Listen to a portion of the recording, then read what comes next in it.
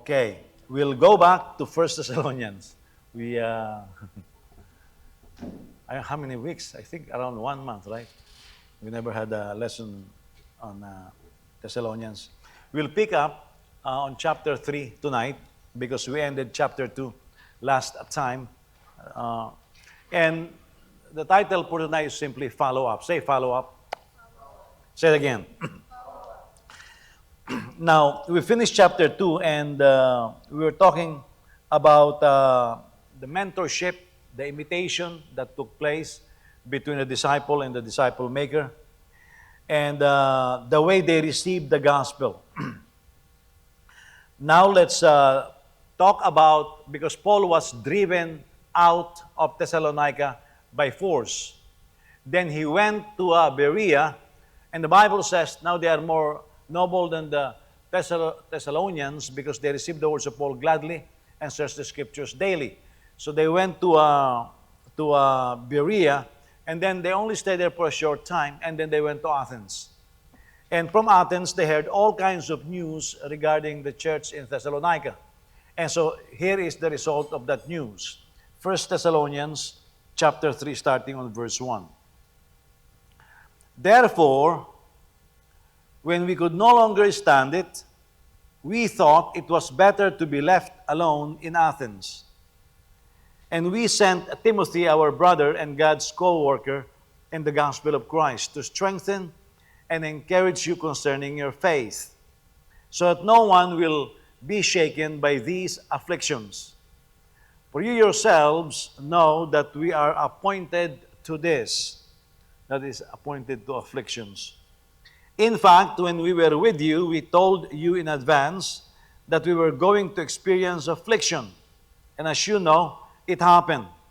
For this reason, when I could no longer stand it, I also sent him to find out about your faith, fearing that the tempter had tempted you and that our labor might be for nothing. Now, here are some of the reasons for the follow-up. And as I told you earlier, the news that he is receiving, because his spiritual children's faith is under siege, he became agitated. And that is when we have to balance. The Bible says, do not be anxious for nothing, but in everything in prayer and supplication, make your request known to God. That is referring to prayer requests, prayer items. But because we are mortal and we still live in this body, we will still be plagued with anxiety and worry. I do not know anybody who is 100% worry-free. Even the faith ministers who say they are worry-free, they don't stop raising money, otherwise they will not be able to sustain their ministry. So they are having worries there. Okay? Anxiety is a result of course, it's agitation when things are not going the way you want it. Much like raising kids. You are raising your kids, you have this idealism. My kids are going to be like this, they're going to do this, they're going to do that, and then they don't. So what happened to the parents? They felt pressure and they feel agitated. That's anxiety. Churches are the same. You have this dream that you're going to be doing this certain things in the church, and then it never happened. Same thing with your education or whatever career choices you make. You have expectations, and when those expectations are not met, you have anxiety. Okay? Now here, the anxiety is caused by afflictions which trouble them. So first of all, to find out what's going on, he did not go to Facebook or the rumor mill. He sent his most trusted associate, Timothy. So Paul is not just sending anybody to do the follow-up. He's sending Timothy. He described Timothy as number one, our brother, and number two, as God's co-worker in the gospel of Christ. Our brother is a special relationship that Paul has with his team. Although Timothy is a spiritual son, he is also a brother. Now this is now the relationship that we need to keep balancing between disciples and the disciple makers. If I am discipling you, then you are a spiritual child to me. But at the same time, we are brothers and sisters. At the same time. That's why when a mentor begins to take the position, I am the spiritual father or I'm the spiritual mentor, and that's it. You will always be beneath me. that is wrong. Because yes, there is mentorship, but at the same time, there is what you call as brothers and sisters. And that is very special. Now, in the academic world, the moment you finish your course, your mentor will tell you, do not call me this anymore. We are now colleagues. That's what they will say. But not here, okay? They have always been colleagues in the faith. That's why it guards anybody from having superiority complex. And I'll tell you this, one of the biggest temptation in discipleship, when somebody who is teaching things, he is better than the people that they are teaching. That's why I like the seminars that we're doing in the Philippines. I call it consultation. Of course, there's not that much consultation taking place because people are shy and the partnership is weak. But the reason why I called it consultation is because we are not coming as somebody who knows better, but somebody who knows something and is sharing it. That can be challenged. Okay? Your students can challenge whatever the teachers are teaching. And that is okay. When the teacher thinks that he cannot be challenged, that is not okay. Because nobody is perfect and nobody knows everything. And so that has to be going on. That's why we call it consultation. Here, Timothy is as a lot younger than Paul, and yet he calls him a brother. So don't forget that. You may be teaching somebody, but they are also a brother or a sister. Okay? Now, Timothy is also recognized by Paul as God's co-worker in the gospel of Christ. So look, if for example, DJ ministers with me, you can say she is working with me or for me because of my supervisory role. I basically dictate who speaks when. Okay? Even in this church, nobody can just speak whenever they want. Somebody has got to take the lead. So, in that case, there's supervisory. However, although she works with me and for me, the deeper sense is she works with God. Okay? A co-worker, the way Paul describes it, a co-worker God's co-worker in the gospel of Christ. If she is God's co-worker in the gospel of Christ, that makes us fellow servants. And this is the value of partnership. And this is when Paul begin to say, my yoke fellow. Okay? What is a yoke fellow? The picture is a beast of burden, say cows or donkeys, yoked together. They have to have the same speed, almost the same size.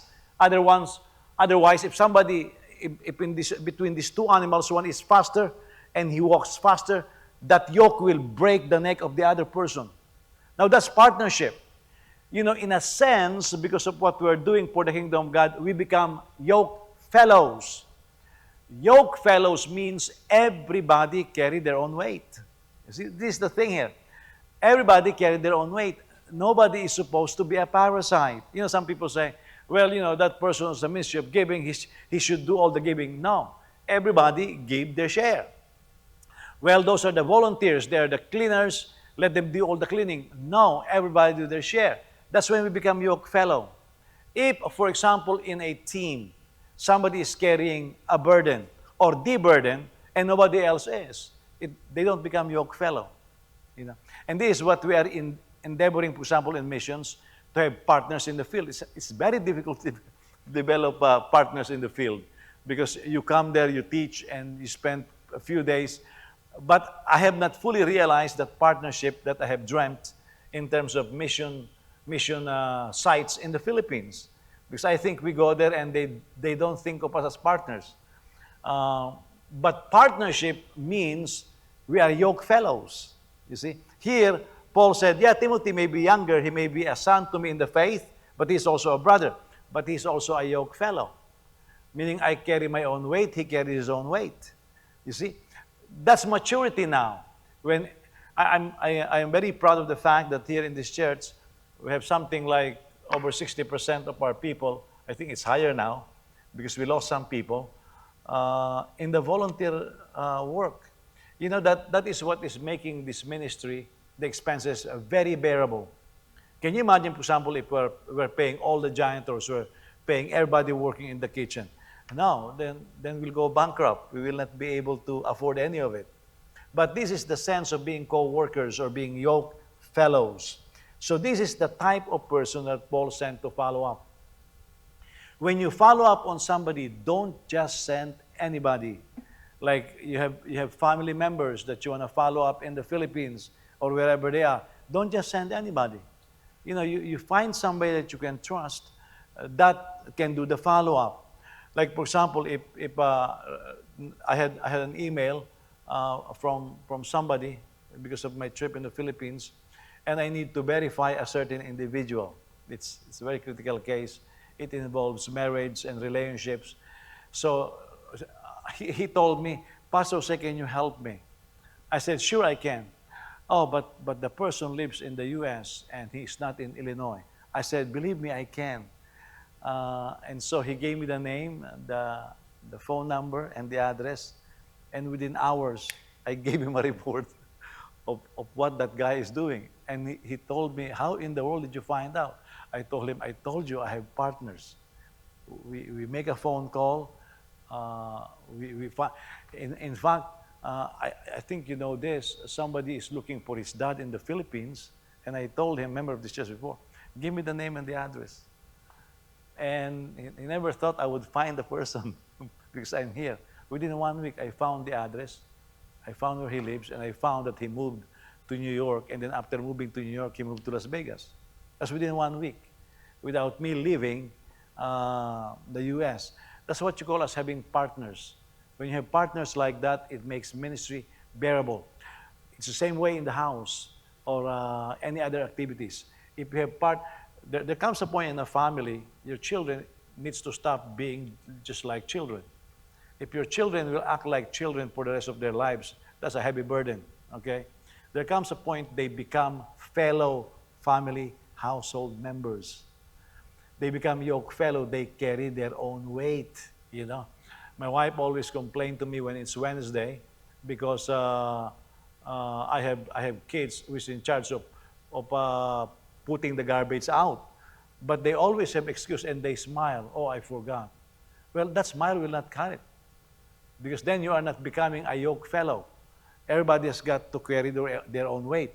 You know, houses are dirty. Well, somebody has got to clean up. There comes a point, now if it's a little child, you can expect there's not that much partnership involved. But when a child can now walk and carry his own weight, they have to carry their own weight. You know, one way or the other. I'm not saying they're going to support you financially, but everybody has got to carry their own weight. That is what makes it bearable. You know, when our kids are growing up, I have 5 kids. I think after disciplining my first 2 kids, as Joseph and John, it became more easier for the third one because they have seen examples.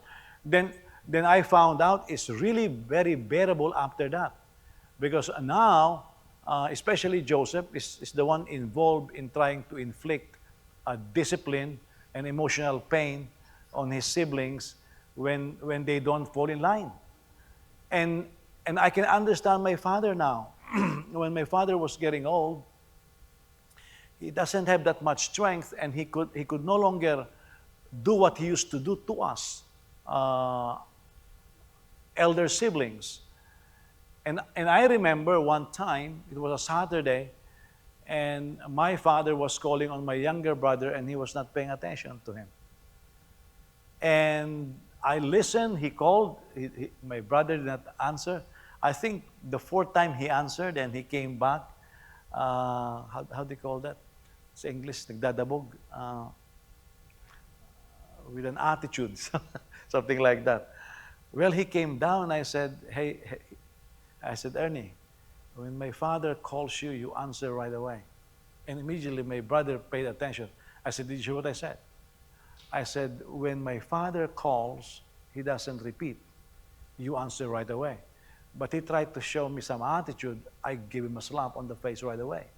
After that, he listens one call. What happened? I made it more bearable for my parents to bring discipline in the family. That's why now, as they were growing up, they will always defer to me for discipline. Meaning, I begin to carry my own weight at a certain age. Okay? Now, that is how a body of Christ is. Yeah, there comes a point, there's like a honeymoon period, but there comes a point you become a co-worker. Okay? If you don't advance in being a co-worker, if you're always whining, oh, nobody shook my hand, drop that. There comes a point you don't care about those things. They are important perhaps, but you carry your own weight. You just have to carry it. Otherwise, it will become unbearable, even as the leadership continues to grow older. Why is it that Paul sent Timothy to follow up on the Thessalonians? Number one, to strengthen and encourage the believers concerning their faith. Now, to strengthen here is to fix firmly in a place. That's what you mean by strengthen. It's like you put a post and it's shaking. You establish it firmly. Today there is what you call as the quick drying cement for fence posts. You dig a hole, you put half, you put some water, you pour the content of the concrete, and then you fill it up with water. You wait for around 2 minutes and it's hard already. But you can't let go of it if it's not hard, because the moment it swings, it will not be level. It will not be plumb. You have to hold it until it hardens. Otherwise, you will not achieve the plumb and the level that you want. That's what it means here. When you are agitated in the faith, when you are very anxious, when you're always worrying, you will not level yourself. You will be, when something is not level, you are unstable. A little bad news and you will be discouraged. And so, when you are strengthening somebody, you are firmly fixing them in a place. You're saying, this is where you belong. This is what you should believe. Stand firm here. In other words, you're established. You will notice in buildings, there are what you call as scaffoldings when they are building the frame. That scaffolding is not just for climbing up. It provides stability. Okay, it provides stability. Different here in the U.S., but I remember for the first time I was in Spain. You know, their locks, their door locks. One lock, you click, 2 locks, locks it. Then you click again, another 2 locks, lock it again. And then you click it for a third time, 6 locks. I mean, this is heavy security in Spain. I was planning to buy the lock, but it's too long. I cannot just simply carry it because it's just too long. You know, the height of the door.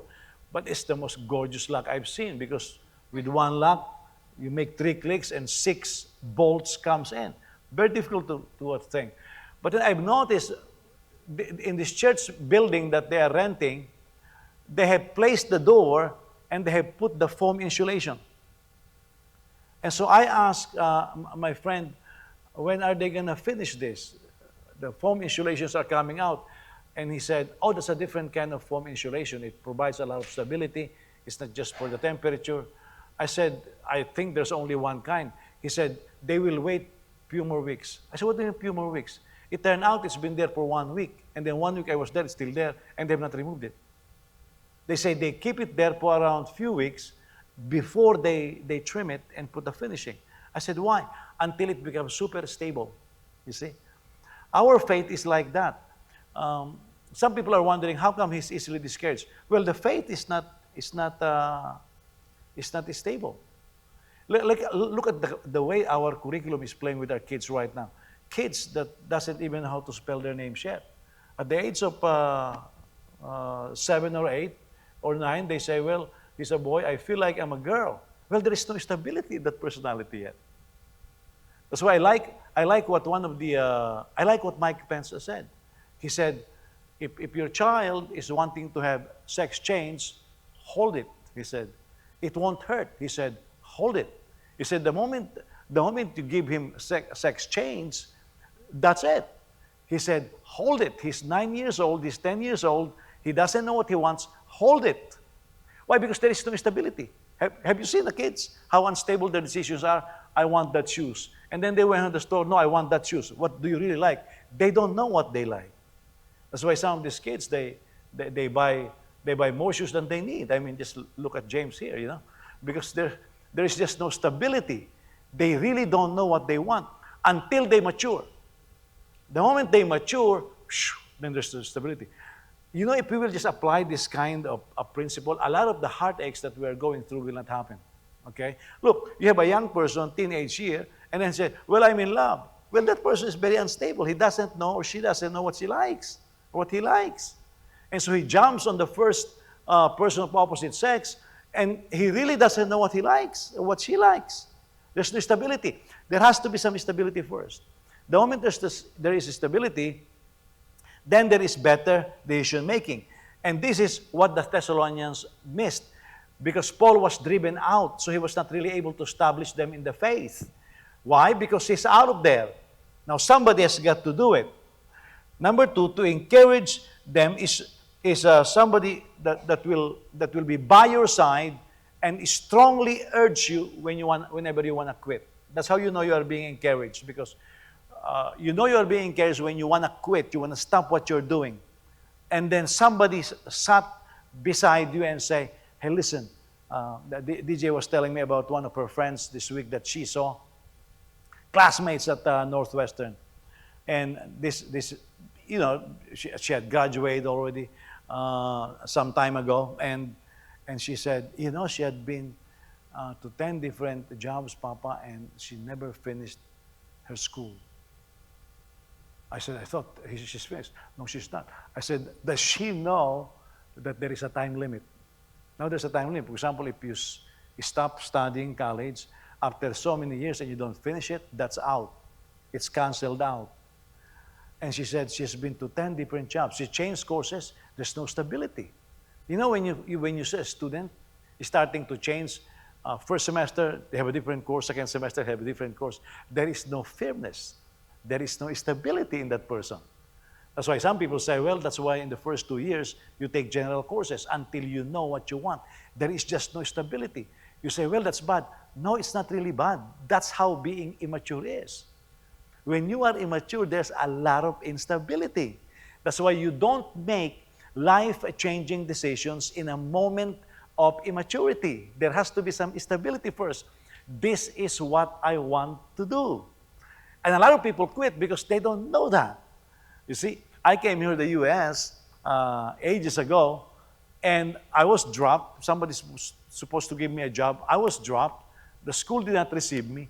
But I went to school still and say, what does it take for me to matriculate my master's here? My decision is fair. The scholarship was offered at another school. No, I won't take it unless I take this first. My decision is fair. Now, perhaps because by age, I was a bit older. I'm 29 years old, going 30. So there's a lot of experience in my life already. I've been through some things already in my life, and so there's more stability in the way I make decisions. When a Christian is new, it doesn't matter how impressive they are on the outside, especially if they are not maturing in the faith. There is really a lot of instability in that person. That's why they will look at the person, I like that person. No, I don't like that person anymore. And we say, what's wrong with you? Well, it's simple. There is no stability. There's no firmness. And they cannot make firm decisions. When we see a Christian vacillating in different decisions, that's why it is. There is no stability, there is no surety in his steps. There comes a point you need to have surety in your steps, okay? When the Bible talks about God not allowing your feet to slip, that's what it means. Okay, in the book of Psalms says, for example, the devil is quoting this to Satan. He will put his angels charge over you lest you slip your foot against a stone. Well, it's taken from that passage that God will never allow. He will give us big steps. And the Bible says He's the stability of our steps. He will give us big steps because when you're taking big steps, the possibility of tripping is high. Okay? And some people cannot take big steps. If they take big steps, they'll trip right away, like kids. Kids don't take big steps. Kids do it little by little. There is no stability. The little steps gives them recovery. Okay? It's not stability, but recovery. Because you are young, when you take little steps, even if you are falling, it gives you recovery. It's like a person who's not walked for some time because of injury, and then you start making him walk. You will see him holding and then taking little steps. Nobody takes big steps because it will make you fall. You are not fair. So you take little steps. Little steps so that you will recover and have balance right away. But the Bible says there comes a point when you fear the Lord and you have maturity, God will make you take big steps. And as you take big steps, the Bible says He's the stability of your steps. Meaning, He will never let you fall down. It's like learning how to swim. When somebody is teaching you how to swim, they hold your chest, they watch over you, they hold your chin, so that you will not drink water, so you will not drown. Putting stability, you know. So again, when you are vacillating in different kinds of opinion, and you say, I'm confused, I don't know what to do, you are telling me you need to be firmly established. You have immaturity. You are not sure in your steps. But when you are sure in your steps, this is the direction I'm taking, that's it. You know? And the beautiful thing, you develop maturity. You may think you are slow when you begin. Oh, but as you develop stamina and maturity, God will help you take big steps. That's why sometimes you say, well, it takes too long. Not really. Look, Paul did not appoint elders right away in Crete. He did not do all of these things because they are a young church. And so there's a lot of instability. But as they keep taking their steps and they become more sure, then God will speed you up and you will begin to take big steps. Okay? Now, as you take big steps, it becomes very different. Because you are taking big steps, but you will find, whoa, I'm not reeling back and forth. There's surety. I mean, we are mature now, so we take big steps. We don't go like this. A child takes a step like that, he falls right away. There's no stability. Okay? That's why there is a period in our lives, you take it easy. Take it slow. Okay? How long is that going to be? Well, it depends on you, how mature you are. I can't say you are 30 years old, you can take big steps now. No, I have seen 50-year-old men doesn't know how to make decisions. There is no stability. I have seen old people, just you look at them and say, what in the world are you doing with your life? There is just no stability in their steps. What you need is like a Timothy who will stand beside you to encourage you. Okay? Both of this is concerning their faith. It's not concerning their economic condition. It's not concerning where do they live or what kind of job they're going to take. It's concerning the faith. This is the central issue of our lives, spiritual lives, is our faith. When your faith is centered on Jesus, when your faith is stable, God can take you in any direction and you will have stability. Look, God started prospering me in the Philippines. I resigned from all my jobs. I came to the U.S. I don't have the struggles that others say they have in terms of ministry. I mean, first time I went to Virginia Beach, first time I went to Hawaii. The following Sunday, I was already preaching. And never stopped. I never miss a bit. I mean, I just never stopped ministering. In fact, the first week I was in Hawaii, in the U.S., I was already doing seminars. I don't know these people, but I have stability because I have confidence in the word that the Lord put in my heart. I was not hesitant when they tell me, hey, Pastor, can you do a leadership seminar for us? Sure, I said, without thinking that much. Sure. When do we do it? Hey, Pastor, we want to learn this book of the Bible. Yes, sure, we can do that. I came to Virginia Beach. After I landed, I went to the pastor's office and I say to Bishop John Jimenez, I'm a pastor from the Philippines. If you want references, I can give you some. But I said, I'm here. I'm going to attend this church. I said, use me as you please. And he just told me, mi casa es tu casa. You know, and then I started ministering at that church. Yeah, just start ministering. Never miss a step. That has always been what God did to me because there is stability. You need to find people in your life, or you need to be that person in somebody's life. that will stand alongside and urge strongly, not tenderly. You can do it. Drop that pouty face. You can do it, you know.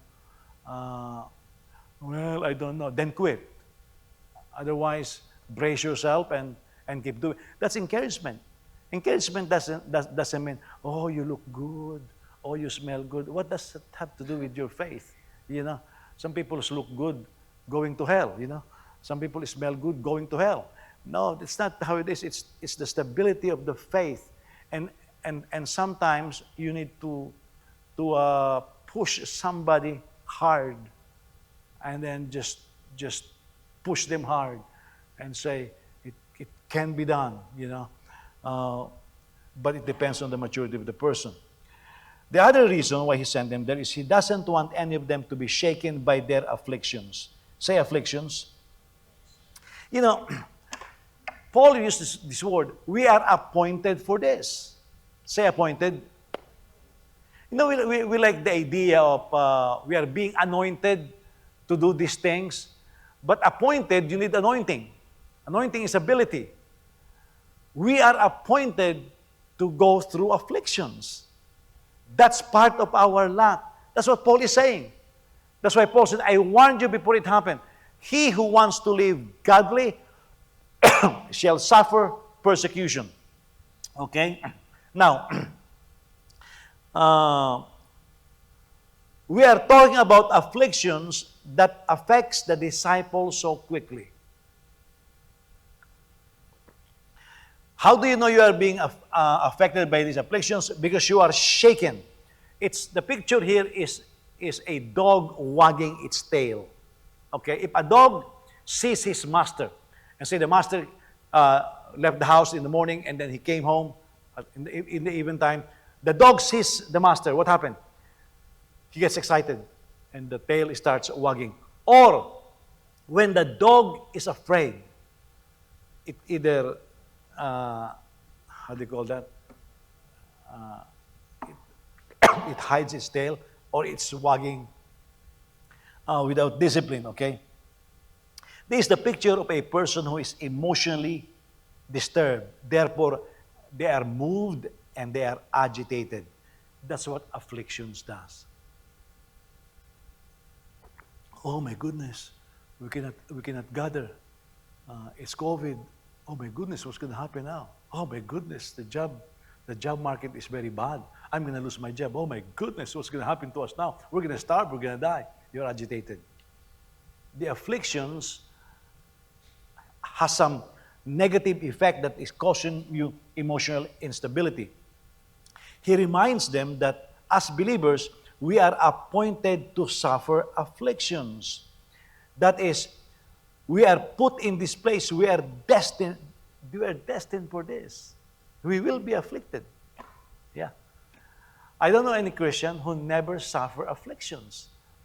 We will suffer afflictions. Some people are afflicted more than the others. I mean, the most afflicted of them all is Jesus Christ. He was heavily afflicted. Paul, my goodness, that guy was whipped. 39 lashes, I think, 3 times. He's got a couple of shipwreck at least. He was stoned to death once. I mean, what afflictions. And this guy, wherever he preached, there are some demons behind him all the time, called the Judaizers. They will upset the crowd. There are, there are agitators. That's what Paul described in Galatians, mutilators of the flesh. These are agitators. You know, sometimes wherever you go, there are minions that follows you and just upset you all the time. Well, that's part of the affliction, you know. That's really part of the affliction. Now, there comes a point you don't get bothered by them, but they're still there. Have you seen a carabao or a carabao especially? Have you seen a water buffalo relax? I don't know if you know what the water buffalo is. Oh my goodness, these city boys, you know. Well, carabaos. National beast of burden in the Philippines. Carabaos like swamps. And so, when they dip to cool themselves, it has mud and it's dirty. What does dirt attract? Flies. You will find that when carabaos are relaxing, there are tons of flies. Yeah. It goes on their ears, on their eyes, and the carabao is just chilling there, you know. He's chewing like there are no flies all over his body, but there are flies all over his body. What about you when flies lands on you? But it doesn't bother the carabao. Number one, they have very thick skin. No fly will be able to hurt a carabao. A fly who tries to bite the carabao will die, you know, because the skin of a carabao is very thick. They are not bothered with it anymore, you know. Now that may be, I think that's a good illustration. There comes a point, certain afflictions don't bother us because we have outgrown it. If the same affliction afflicts us so much as before, we have not outgrown it. Now, think about God.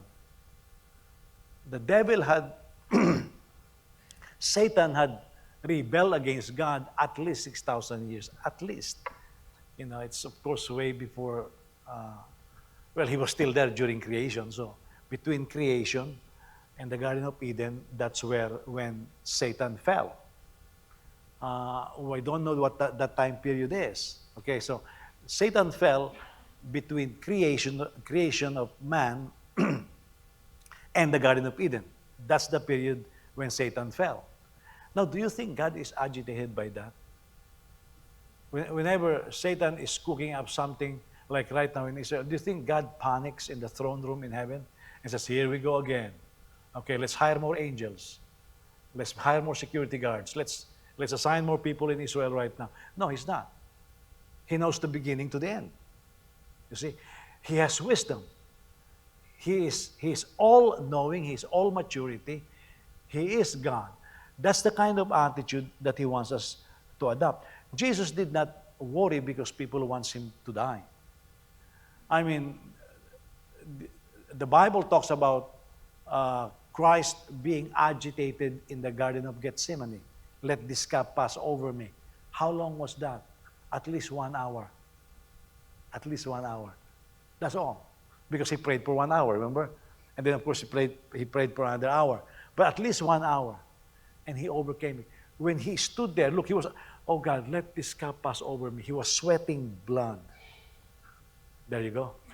So, while he was sweating blood, and medical science says you sweat blood when the little veins underneath your skin burst because of pressure. So the capillaries underneath the skin burst, and so your blood is mixed with sweat.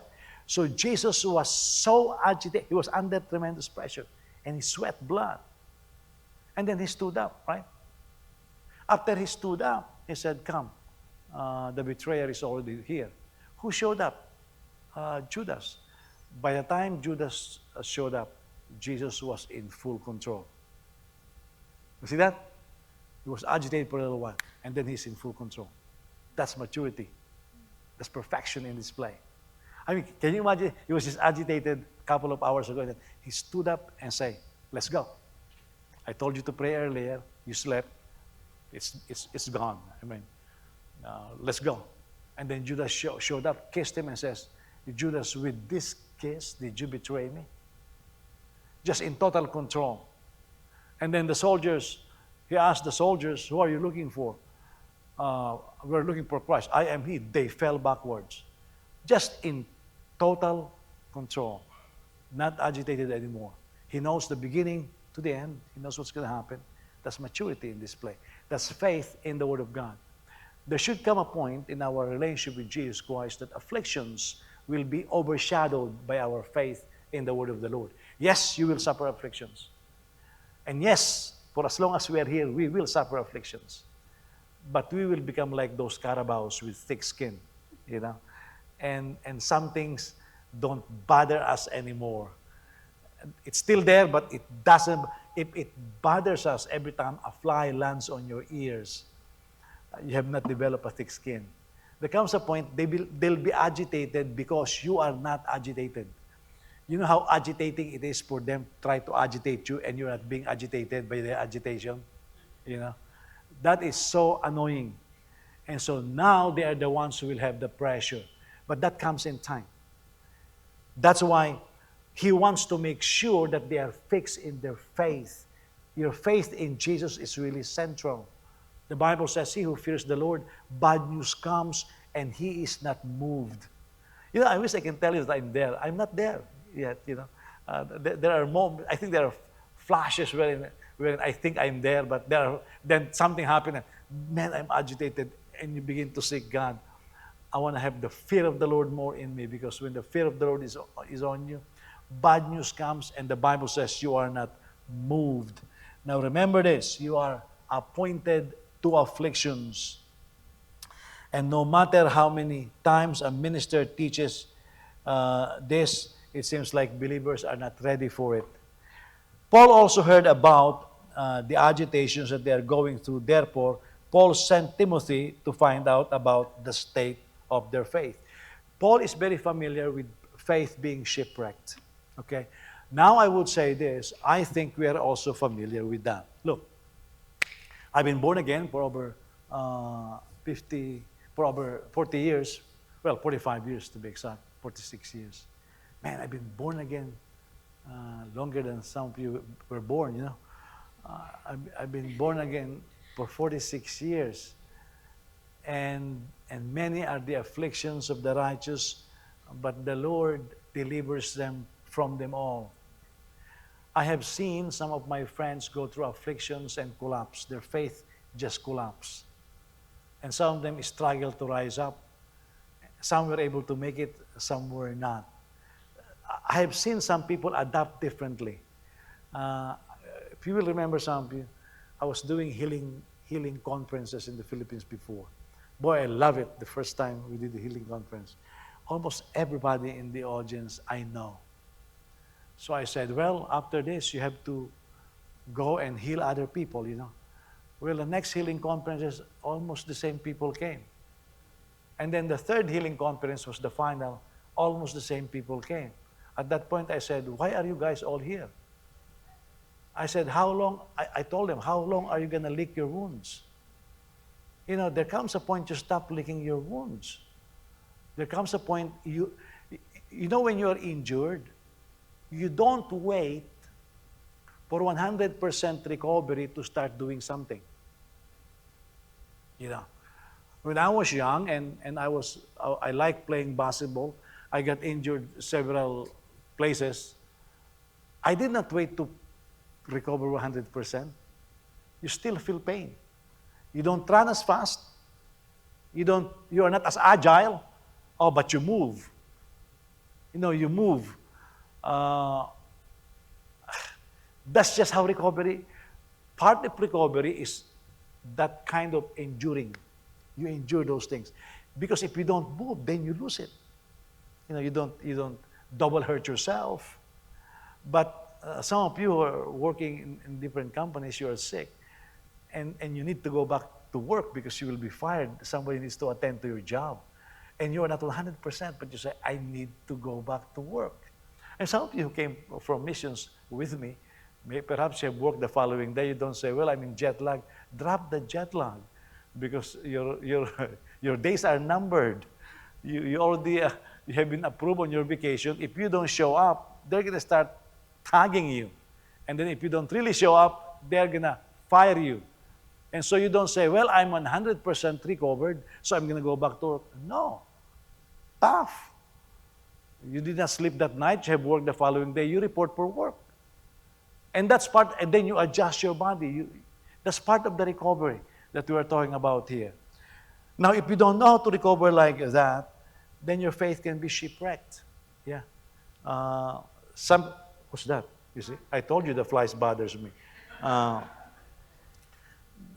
That same fly was here last week. You know, remember that? And I never learned the lesson. You know. Where was I? Yeah, you're going to be shipwrecked. And when you're shipwrecked, oh, that's destructive to you. Paul is not after, again, their economic condition, but about the condition of their faith under pressure. Under pressure.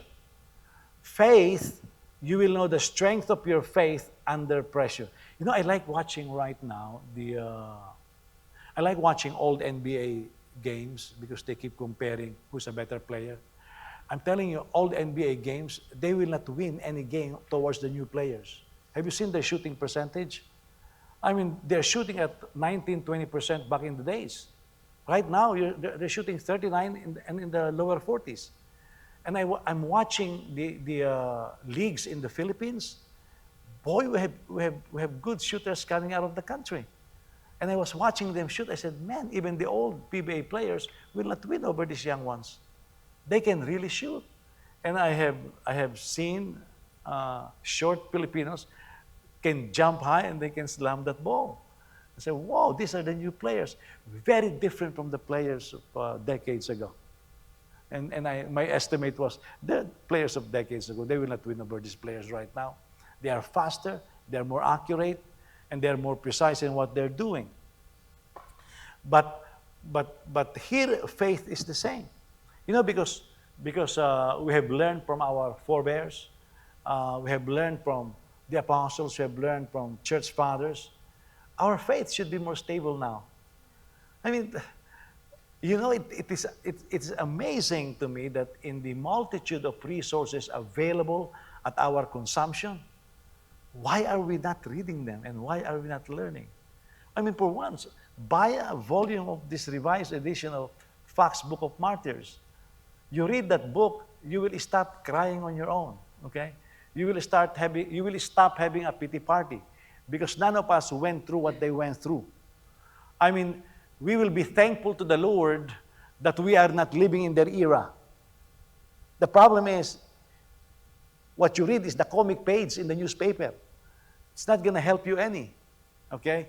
You need to start reading these books and don't waste your money on anything. Learn from these authors that they're valuable to our faith. We have tons of resources that will point us back to those who went before us. The emotion is not a fear. Because Paul said here, I fear that my work will be in vain. I don't know where the translator got the word fear, but that is not there. Maybe the translator was afraid. So he said, I am afraid, you know. But the word fear is not there. It's just how they rendered it. But what Paul is saying is, I don't want, and listen to this, if you get agitated in your faith and you don't continue, then I would have labored in vain. You know, for Paul, when he says, I labor in vain, that means I would have been whipped uselessly. I went to jail uselessly. I become hungry uselessly. The goal is not somebody saying, Lord, I receive you as my Savior. The goal is making sure they finish. Because the worst thing that you can tell somebody after you play a game is, you know what, thank you for your support. I almost won. You lost. You know? Yeah, thank you for the uniform you buy for me, the shoes, the food that I ate. You are very generous. I almost won. And you are the benefactor. You say, I almost hit your head right now, you know. Because almost win means you lost. There is no, I almost finished school. That means you did not. I almost got accepted in the job, meaning you have no job. Okay? Almost don't cut it. The goal of Paul is here. Once you finish the race. You know? Look, we don't know how many people raise their hands throughout modern church history to receive Christ as their... I mean, we know people of our times were serving God. They never finished the race. And you see them left and right. Then, young soldiers die young. Some get old and get promoted or retire with with flying colors, with multiple medals, you know. Some these old soldiers, they're in full uniform and they look like a Christmas tree, you know. They have all kinds of colors and medals. They really look like a walking Christmas tree. And then you see these young soldiers, and these are sergeants, you know, and they look like a Christmas tree. And then you have these young lieutenants who just graduated from college. I mean, it's pitiful what their chest looks like, you know. There's a couple of colors there, and there's nothing. That means they don't know anything. They just finished college. But here's this sergeant, old, you know, looks like a Christmas tree, and this is not enough, so they put it here, you know, and it looks like you're gonna be bent after carrying all of those hardware. But here's this young lieutenant with two colors and nothing more. They have the rank, but nothing behind it. You see? That's equivalent to faith. Paul is saying, yeah, you can start. But the interest of the Lord is you finish the race. That's the interest. That's why we have to be wise in the way we disciple or we are allowing ourselves to be discipled. You know what is so sad is when somebody testifies, 20 years ago, this is what I was doing. That's 20 years ago. You mean you died 20 years ago? Our testimony should be what we are doing right now.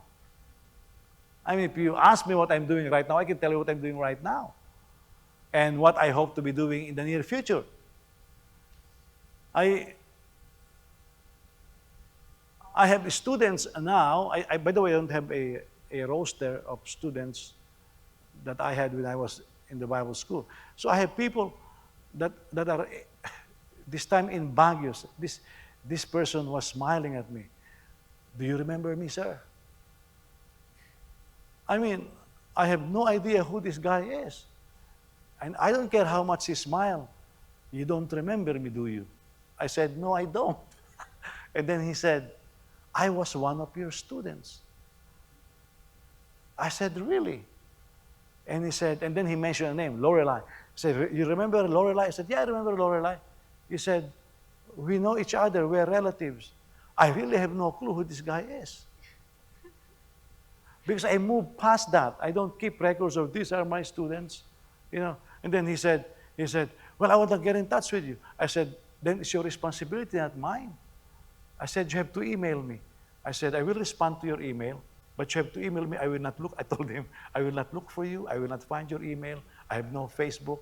If you want to get in touch with me, you email me. I said, but don't expect me to find you. I will never find you. I have moved on. He is married. He is doing his ministry. He is pastoring now. One person approached me and said, again, too bad right now, they are all old. He approached me and says, remember me? I said, who are you? I was one of the janitors of our church. He doesn't look like one of the janitors. Well, I don't know how a janitor looks like, but he doesn't look like one of the janitors anymore. Maybe he married a rich lady, something like that. But he looks very nice now. And he said, I was one of the janitors. You see what I'm saying? We move on. We just move on. But they're trying to bring me to the stories of 20 years ago, 30 years ago. They're in the back row now. We are writing new volumes now. They are right there for the records, but we are writing new volumes now. We need to be able to move on. And he said, I don't want my labor to be in vain. Listen, we don't want our work to be in vain. I think, especially those of you who have been with me from the beginning, you know how difficult it is to get this church going. Yeah. Thank God we have paid this building, but paying this building, I thought we could pay this in 3 to 5 years. It took us this building over 10 years to pay it off. It's not, I'm not just dramatic, but it's not that easy. But it took a while. Now we don't want to go back there and go back into that. So Timothy went there, and this is what he said. But now Timothy has, verse 6, but now Timothy has come to us from you and brought us good news. The word here is the same as gospel, evangelion, the good news. I brought from you and brought us gospel about your faith and love. He reported that you always have good memories of us and that you long to see us as we also long to see you. So it's mutual. Therefore, brothers and sisters, in all our distress and afflictions, we were encouraged about you through your faith. For now we live, if we stand firm in the Lord. How can we thank God for you in return for all the joy we experience before our God because of you, as we pray very earnestly night and day to see you face to face and to complete what is lacking in your faith. Now, Timothy's report brought good news. You know, when somebody, say, a mentor to you in the past, comes to you and say, oh, he was your pastor before, he was your mentor. And then he look at you, and they don't have a good report. You know? Or what if somebody says, hey, when you go to Chicago, call this person. He's serving there. Then you come. By the way, do you guys realize that we have some guests before that you guys invited? So you invite a guest, and they come here. The most embarrassing thing is when they come here, the greeters, if there are greeters there, or if they are early, they say, I am invited by my friend or by somebody, this is the name. I said, yeah, where is he or where is she? Oh, and you guys are not here. Your guests are here. But you are not here. You know what it does? They look around and there's almost nobody here. And they say, I'm just going to step out for breakfast. What they meant is, I'm not coming back. So you did all the work, you did all the invitation, you did all the praying, and then when they came, you're not around. All that in vain. You see, you know what the word vain is, the same word that Solomon used. It means nothingness. It ends to nothingness. Our work should not end to nothingness. That's why when we were doing a seminar in Dumaguete before, first consultation, good attendance. Second consultation, good attendance. But I look at the coordinator and says, these are different faces. Few same, different faces. I said, I told them, I will not be able to build anything on their lives. You see, for me to be able to build something, they have to keep coming. You know. Third consultation, I said, lesser attendance, I said, whoa, I said, these are all totally different faces. I said, I'm talking about certain things in reference, like right now I do seminars in Baguio, in Dagupan, in Vizcaya. I will refer to some points I did in the past years, and they remember. You are building something. I said, this is new people. You know, I did not even finish the fourth consultation. I'm not building anything. I had to build something. Because if you're not building anything, what are you doing? Where is it leading to? Okay, you have kids. What are you building with those kids' lives? Some people think, well, they are out, they can do whatever they want. Then you are not into building something. You have to build something, you know. I want to see something happen to my kids. You are helping them build their lives. You support. You're building something so that it will not be in vain. You know? And a lot of work goes in vain. And the good news that Timothy brought concerns about their faith, their love, and good memories. Okay? This is an important record of their faith journey. And that's where we end tonight. Okay? Because it's the end of 9 o'clock. It's 9:02. Did you learn something tonight? Yes. Praise God. Let's all stand. Hallelujah.